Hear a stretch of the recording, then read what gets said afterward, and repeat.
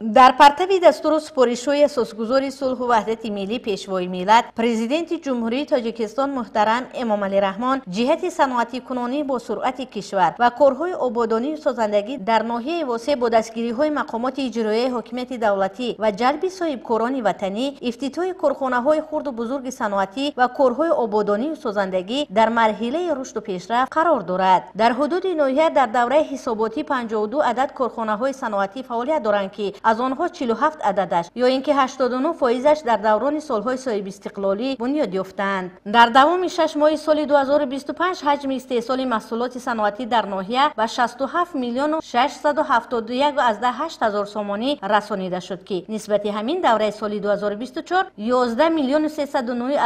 هزار سامانی زیاد بوده 120% نقشه را تشکیل می‌دهد. در دوام 6 ماه سال روان در ناحیه 4 کارخانه کارگاه‌ها با 19 جای کاری نو مورد استفاده قرار داده شده است که باز افتتاح 3 کارخانه کارگاه در نظر داشته شده است. جهت صنعتی کنونی با سرعت کشور در ناحیه کارخانه خشتبراری جمعیت دارای مسئولیت محدود نیاگرا ا از جانب صاحبکاران وطنی در حجم کلان و بست‌های کاری پوره مورد استفاده قرار داده شده است که در اینجا مصالح ساختمانی خشت پخته را مسئولان براه ماندند. کارخانه از جهت تکنیک‌های کلان وزن، تکنیک‌های خرد برای کشانیدن مصالح تیار بای بوده برای کارمندان، متخصصان و دیگر مسئولان ساحه شرایط‌های سازگار فراهم کرده شده است. باید قید داشت که در کارخانه مذکور جهت عملی گردانی دستور سپارش‌های پیشوای ملت پرزیدنت جمهوری تاجیکستان محترم امامعلی رحمان اید به بلند برداشتن موقع زنان در جامعه زیاد از 10 نفر زنان و بانوان بیکاری دهات‌های گرد و اطراف کارخانه به کار دائمی قبول گردیده در برابر مردان در این کار زحمت طلب جلب کرده شدند.